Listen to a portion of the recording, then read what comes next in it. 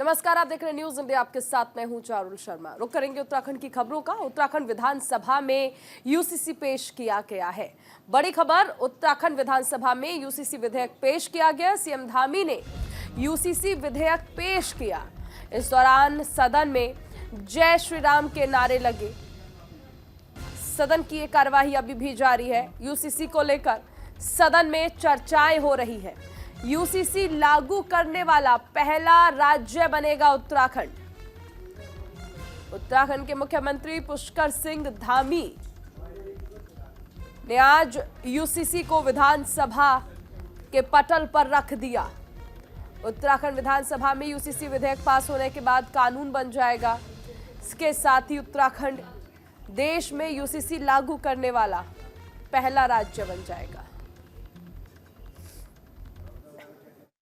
माननीय अध्यक्ष जी, मैं आपकी अनुज्ञा से समान नागरिक संहिता उत्तराखंड विधेयक 2024 को प्रस्तावित करने हेतु सदन की अनुज्ञा चाहता हूँ। प्रश्न यह है कि समान नागरिक संहिता उत्तराखंड 2024 विधेयक को प्रस्तावित करने हेतु सदन की अनुज्ञा दी जाए। जो माननीय सदस्य के पक्ष में हो कृपया हाथ हैं। जो माननीय सदस्य के विरोध में हो कृपया नहीं कहें। बाकी संख्या अधिक है। अनुज्ञा दी गई। मैं आपकी अनुज्ञा से समान नागरिक संहिता उत्तराखंड विधेयक 2024 को प्रस्तावित करता हूँ। प्रतिज्ञा वितरित की जाए। प्रतिज्ञा दे दी जाए। तो यूसीसी से जुड़े हुए हम लोगों ने कुछ ग्राफिक्स बनाए हैं, वो आपको बताते हैं। सिविल लॉ से जुड़े जो मामले हैं वो इसमें आएंगे, यानी विवाह, तलाक, गुजारा भत्ता, बच्चों का संरक्षण और इसी के साथ उत्तराधिकारी, संपत्ति, विरासत और गोदनामा।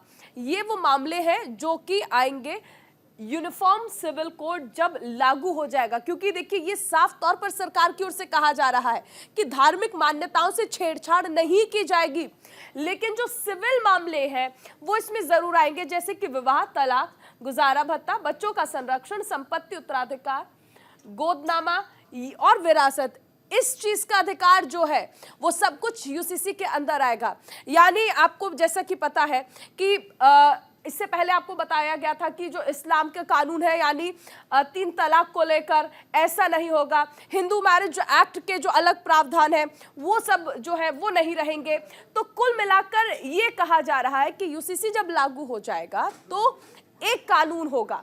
हालांकि यूसीसी लागू करने वाला उत्तराखंड पहला राज्य बन जाएगा, क्योंकि आजादी के बाद अगर हम देखें तो देश में यूसीसी लागू करने वाला उत्तराखंड पहला राज्य बनेगा। आजादी से पहले गोवा में भी लागू था, लेकिन यूसीसी को लेकर स्पष्ट तौर पर यह कहा जा रहा है कि धार्मिक मान्यताओं से छेड़छाड़ नहीं की जाएगी किसी भी धर्म के।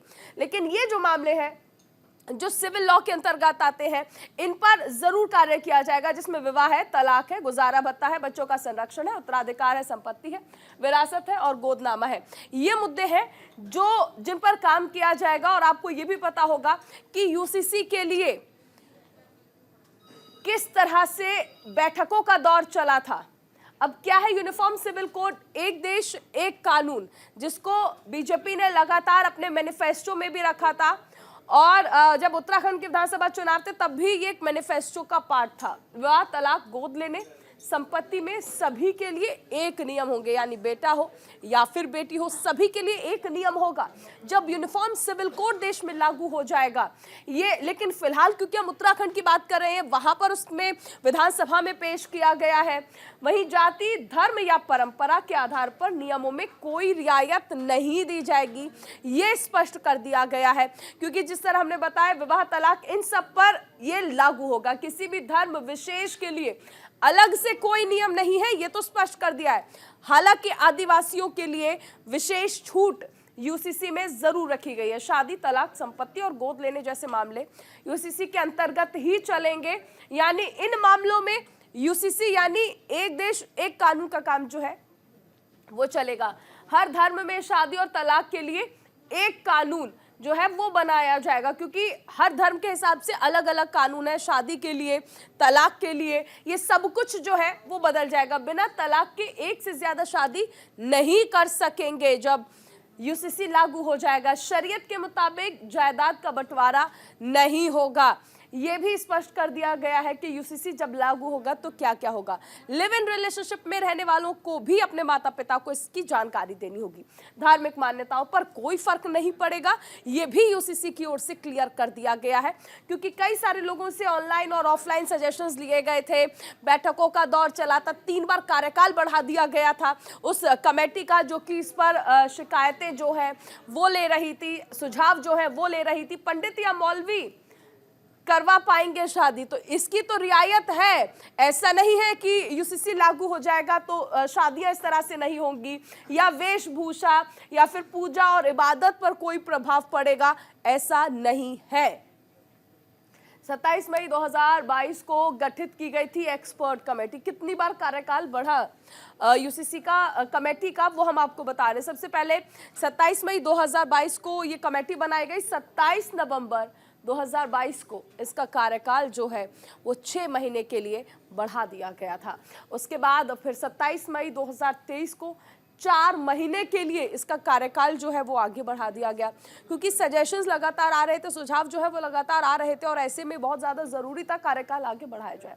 27 सितंबर 2023 से फिर से 4 महीने के लिए कार्यकाल जो है वो बढ़ा दिया गया था। कितनी बार कार्यकाल बढ़ा वो हम आपको बता रहे हैं। 26 जनवरी को 15 दिन के लिए कमेटी का कार्यकाल जो है वो बढ़ाया गया था। देखिए, ये वही कमेटी है जो कि गठित की गई थी 2022 में।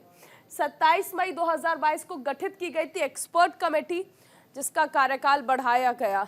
अनुज अवस्थी हमारे साथ जुड़ गए ज्यादा जानकारी के साथ। अनुज, देखिए, आज विधानसभा में पेश कर दिया गया है यूसीसी, और अब इस पर चर्चा की जाएगी, जिसके बाद ये उम्मीद जताई जा रही है कि फिर ये कानून बन जाएगा उत्तराखंड में। जी बिल्कुल, चारुल, विधानसभा का सत्र चल रहा है और विधानसभा में इस समय इस बिल पे चर्चा चल रही है। विपक्ष भी बैठा हुआ है, क्योंकि 4.5 अमेंडमेंट है और करीब 750 पन्ने की ये रिपोर्ट है। इस रिपोर्ट को विधानसभा में चर्चा चल रही है।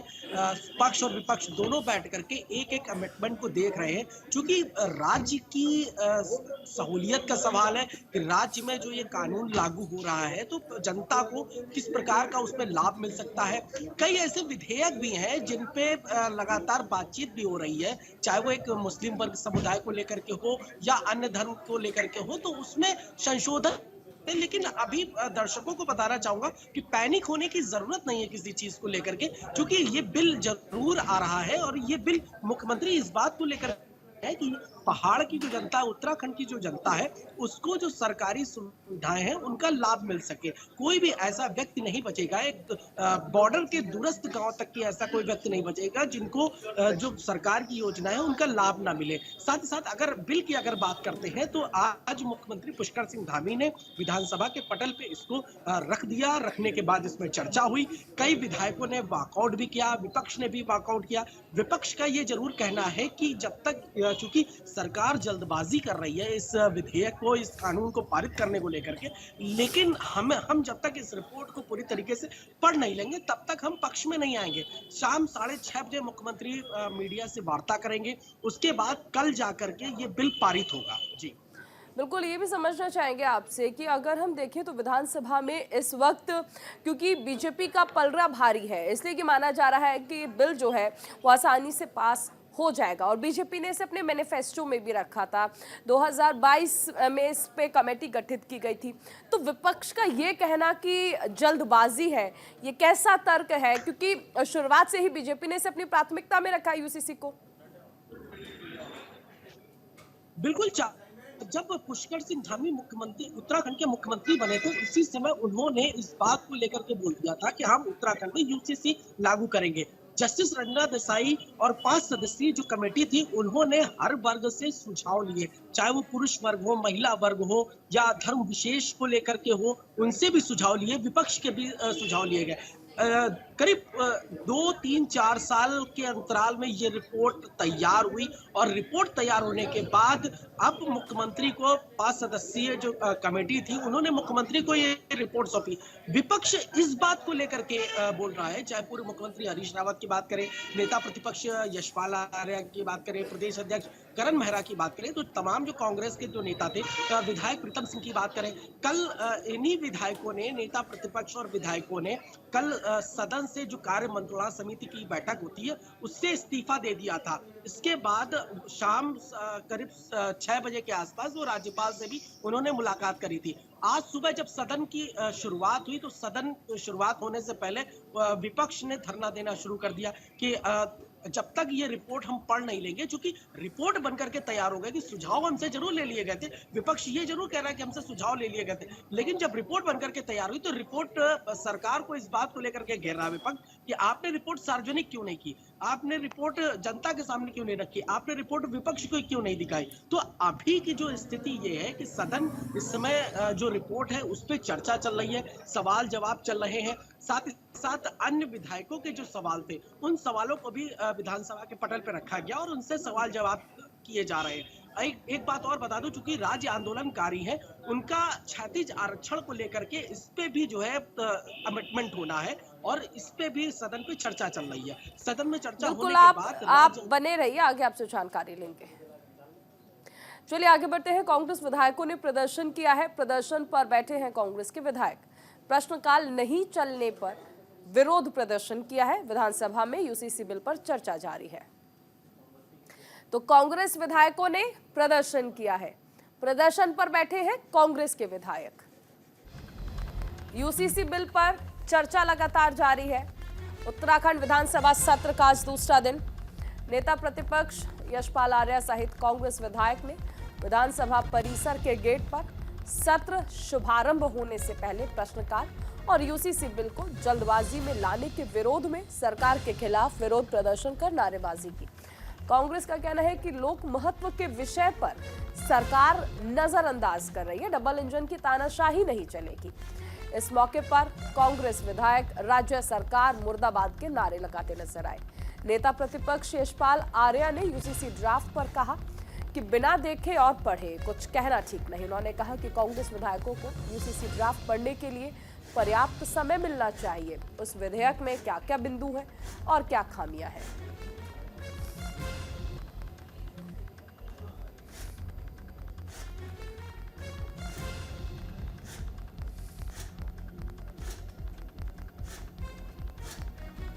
हमारा विरोध नहीं है। हम जो संवैधानिक व्यवस्था है, जो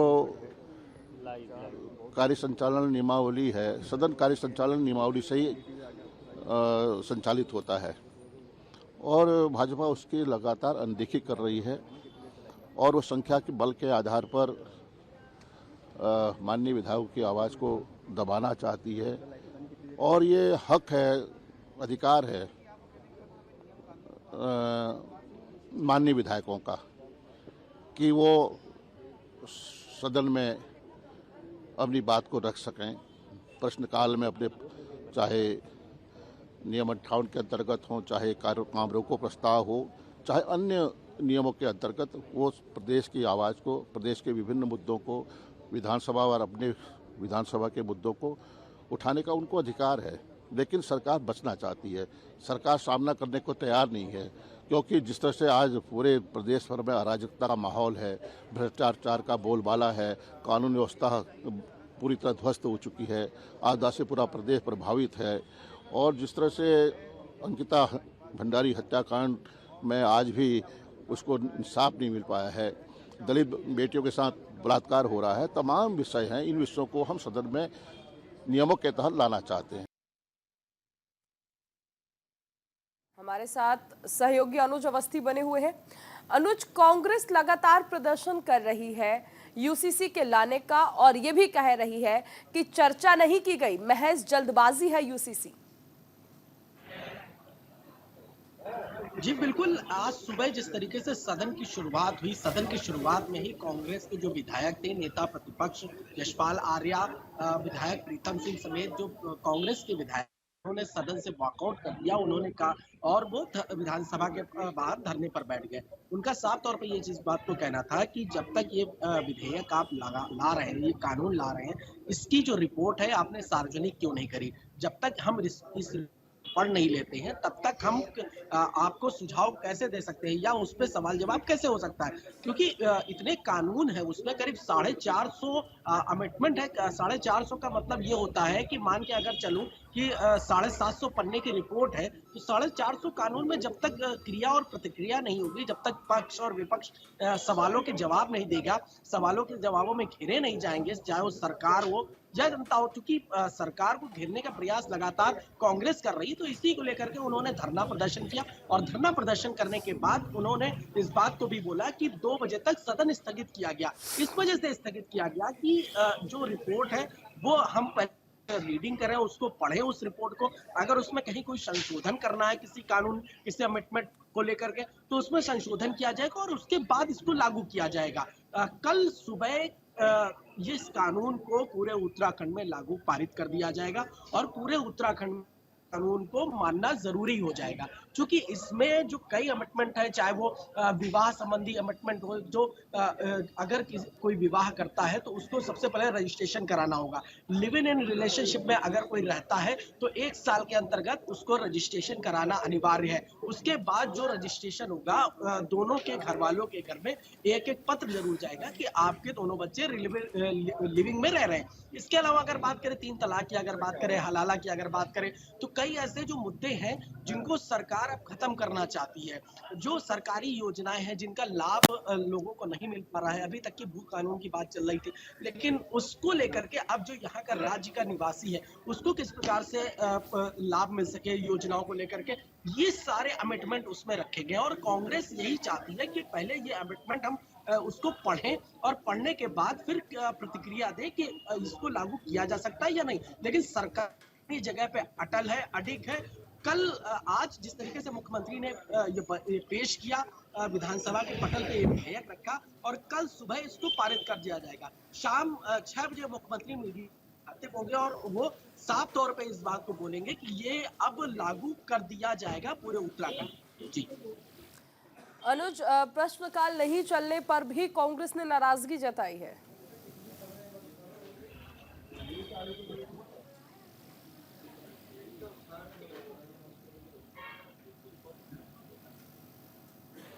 आवाज मिल रही है अनुज?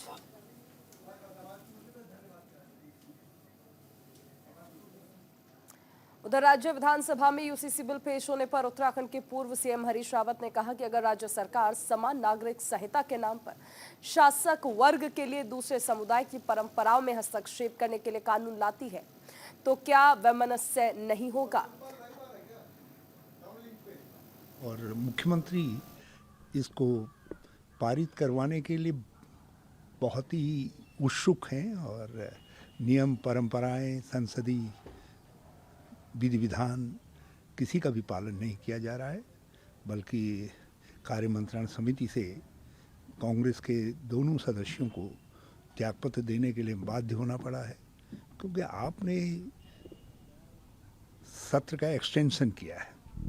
तो एक्सटेंशन का अर्थ है कि आप उसको उसी विधि विधान नियमावली से संचालित करेंगे जिससे सामान्य तौर पर विधानसभा का सत्र संचालित होता है। राज्य सरकार उधर बीजेपी विधायक राजेश शुक्ला ने कांग्रेस विधायक पर आरोप लगाया। उन्होंने कहा कि कांग्रेस विधायक तिलक राज बेहद सदन को गुमराह करते हैं। सदन मेरा नाम सदन में बार बार लेते हैं। मैंने आज एक पत्र सभापति महोदय को और उसकी कॉपी सीएम संसदीय कार्य मंत्री को सौंपी है। सदन में जो मेरे क्षेत्र से विधायक चुनकर आए हैं श्री तिलक राज बेहड़ जी, वो निरंतर सदन को गुमराह करते हैं। कई बार मेरा नाम लेते हैं, जबकि परंपरा है कि जो सदन में नहीं होता उसका नाम नहीं लेना चाहिए। मैंने आज एक पत्र सौंपा है सभापति महोदया को और इसकी कॉपी मैंने मुख्यमंत्री जी को, संसदीय कार्य मंत्री जी को और गवर्नर साहब को, महामहिम साहब को दी है, जिसमें मैंने कहा है कि वो अपनी बीमारी का हवाला देकर, अपने बुजुर्ग होने का हवाला देकर, इमोशनल बातें कहकर क्षेत्र के अधिकारियों पर गलत आरोप लगाते हैं सदन के अंदर और उन अधिकारियों के खिलाफ लगाते हैं जो उनकी गलत बातें नहीं मानते क्षेत्र में। और ऐसा करके उन्होंने कई अधिकारियों को हटाया भी है यहाँ से, क्योंकि वो इतना इमोशनल होकर बात करते हैं कि लोगों को ऐसा माना जाता है कि सदस्य जो चुनकर आया है वो सही ही कह रहा होगा। ऐसे में अधिकारियों का पक्ष भी नहीं आ पाता और सत्य। फिलहाल देवभूमि की खबरों में इतना ही। देश और दुनिया से जुड़ी तमाम ताज़ा खबरों को जानने के लिए आप बने रहिए न्यूज़ इंडिया के साथ।